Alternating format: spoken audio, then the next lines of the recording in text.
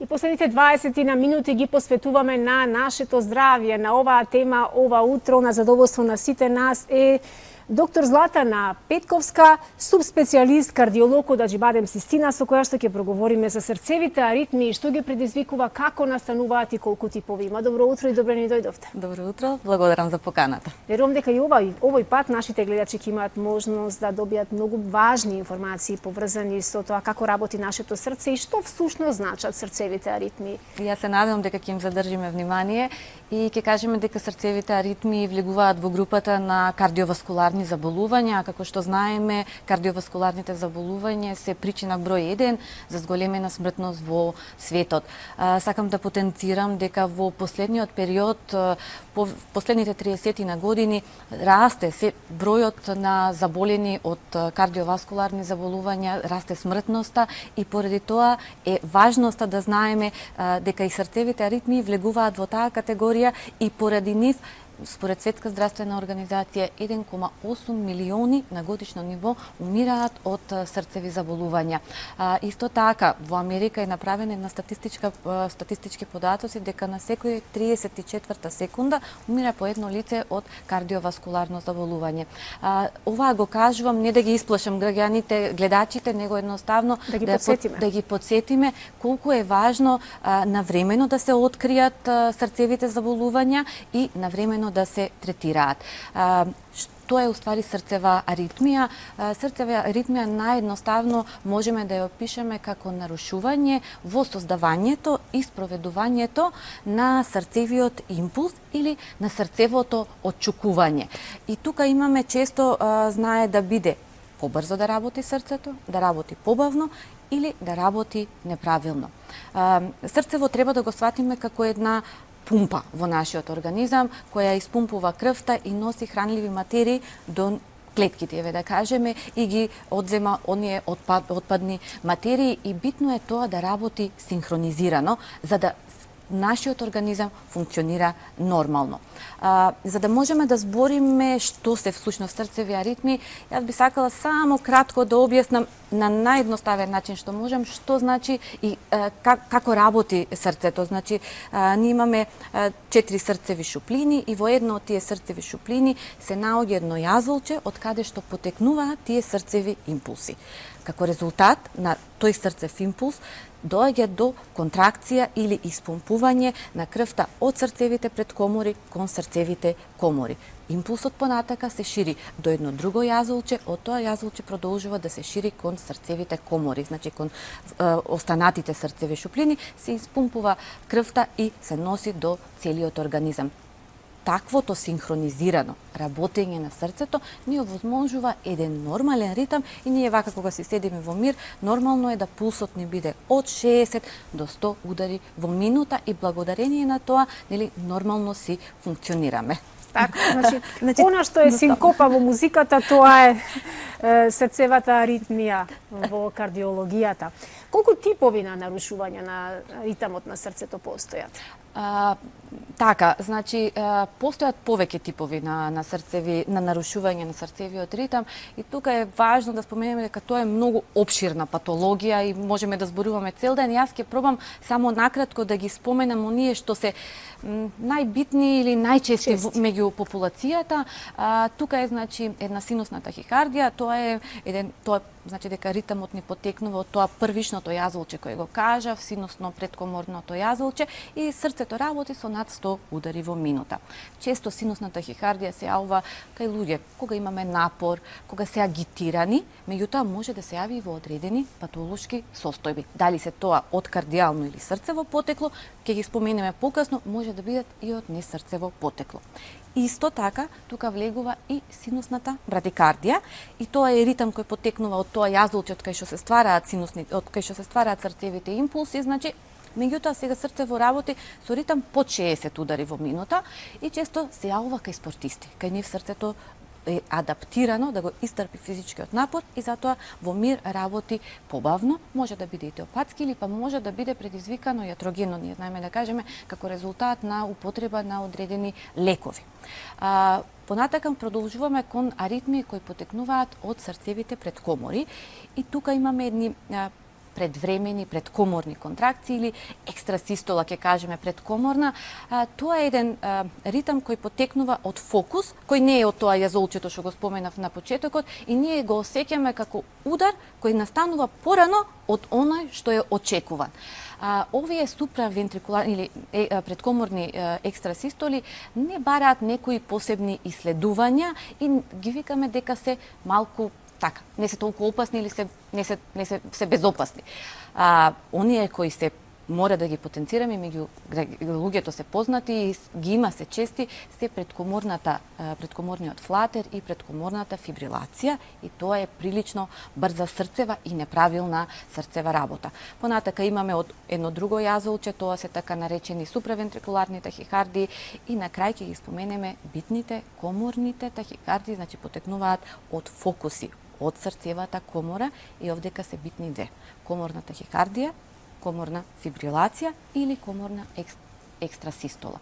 За разлика од предкоморните екстрасистоли, коморните екстрасистоли се битни, бидејќи тие некогаш не насочуваат и мораме да ги испитаме. Тоа значи дека имаме екстра удар или ектопичен удар кој потекнува од срцевата комора, и истата се јавува најчесто во склоп на одредени патолошки состојби кои потекнуваат од срцето: коморната тахикардија и коморната фибрилација. Коморната тахикардија имаме неколку низа на такви екстрасистоли, значи кои се јавуваат, и тие се со фреквенција повише од 100 удари во минута, и она што е најживото загрозувачка, значи е коморната фибрилација.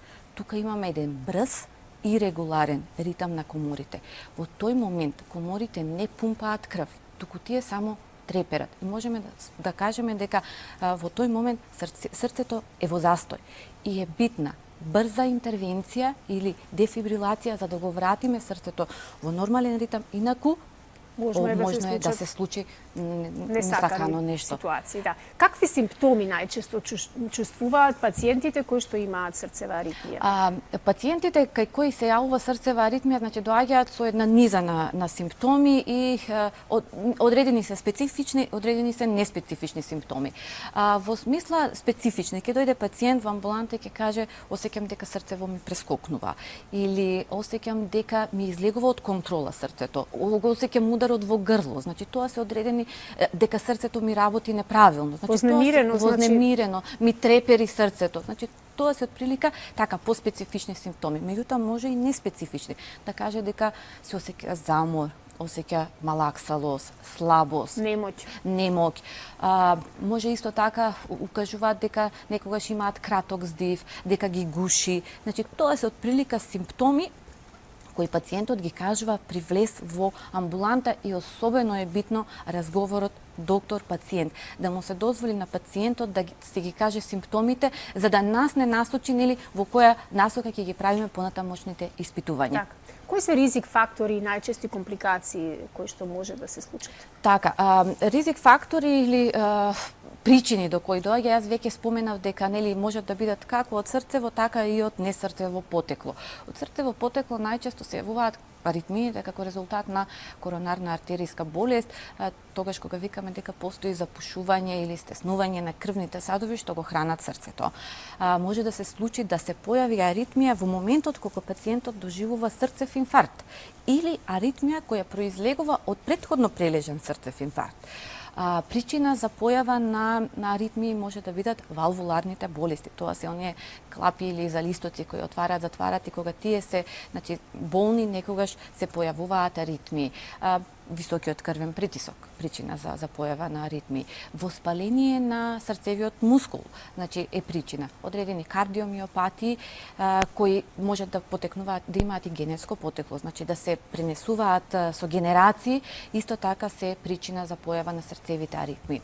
Од друга страна, постојат и некардијални, значи причини за појава на несрцева причина за појава на аритмија. Тука би ги споменала како првично, например, анемиите, значи кога ќе има пониска крвна слика, ниско серумско железо, знае да се осети дека срцето чука малку побрзо, шекерот, тироидната жлезда, без разлика дали тироидејата е во хиперфункција или во хипофункција, знае да биде причина за појава на аритмија. Исто така имаме состојби кога нарушување на електролитите, натриум, калиум, значи тука понатака во последно време податок добивме дека и ковид инфекцијата знае да употребата на кафе, повеќе алкохол, забранети супстанци, исто така се причина. Стресот веќе да не збориме. Да, тоа е основата на сите компликации можни. Кои се диагностички методи кои што денеска ги применувате во Аџибадем Сестина? Така, диагностички методи, значи најважно е да се матичниот доктор или кога пациентот ќе осети дека има таков проблем, да се закаже преглед кај доктор кардиолог, кој понатака ќе знае у која насока ќе се движат испитувањата. Основно нешто е веќе споменав. Добрата анамнеза или добриот разговор со пациентот, симптомите и после тоа ние одлучуваме што понатака. Прво нешто што се прави е електрокардиограм или се отсликува ЕКГ. Многу често знаеме на ЕКГ да не ги фатиме ниту прескокнувањата, ниту аритмијата. Следно нешто што се прави е поставување на 24-часовен холтер за ритам или тоа е мониторинг, 24 сати се отсликува, се отснимува, тоа е посебно на срцето. Се прави ехокардиографија за да се исклучат претходно споменатите валвуларни болести, се прави коронарен стрес тест за да се види да не евентуално постои запушување на крвни садови кои предизвикуваат, значи или се поврзани некои аритми со физичка активност. Значи тоа е нешто што се прави коронарографија и електрофизиологија. Електрофизиологијата е специфична срцева катетеризација, каде што во срце се воведуваат специјални катетери и со нив може да се предизвика појава на аритмија и да се стопира. Јас денеска еве би кажала дека во Македонија се одбележуваат 30 години од електрофизиологијата. Токму на денешен ден. Токму на денешен ден би им го честитала ова на колегите електрофизиолози и во нашава установа работат двајца врвни електрофизиолози и би им посакала уште многу успешни интервенции. Одлична коинциденција, впрочем и не постојат случајности, се си е токму така како што треба да биде. И сосема накратко на самиот крај да ни кажете нешто повеќе околу третманот и превенцијата. Така, третманот може да биде со лекови, значи ние тука имаме неколку типа на лекови кои се даваат и за контрола на ритамот, значи да го вратиме срцето во нормален ритам, и за контрола на рейтот на срцето, може да биде особено е битно дека да споменам кај на пациентите дека битна е терапијата антикоагулантна, значи таму кај што докторот препишува терапија за разредување на крвта. Во никој случај не смеат сами да ја прекинат бидејќи компликацијата од прекинување на овој лек и не дај Боже мозочен удар, срцева слабост или ненадејна срцева смрт.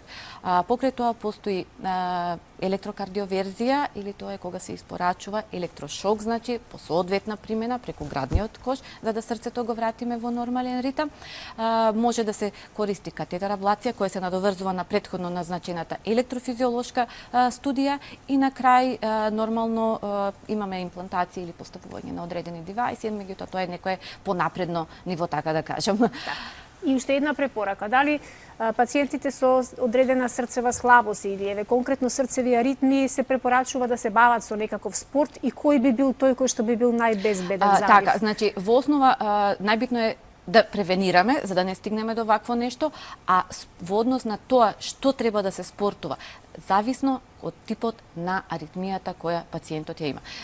И како е таа регулирана, значи тоа што ако пациент има срцева аритмија, не значи дека ние го ограничуваме од физичка активност, туку напротив, викаме треба да имате континуирана физичка активност, да се внимава околу исхраната, да се пијат редовно лековите и се разбира редовните кардиолошки контроли. И да не се консумираат цигаритата, нели? Така. Тоа веќе не го ни споменуваме бидејќи многу пати е говорено, а и верувам дека не постои човек кој што не знае колку се штетни цигарите по здравието, не само на оние кои што ги пушат, туку и на околината, на средината околу нив.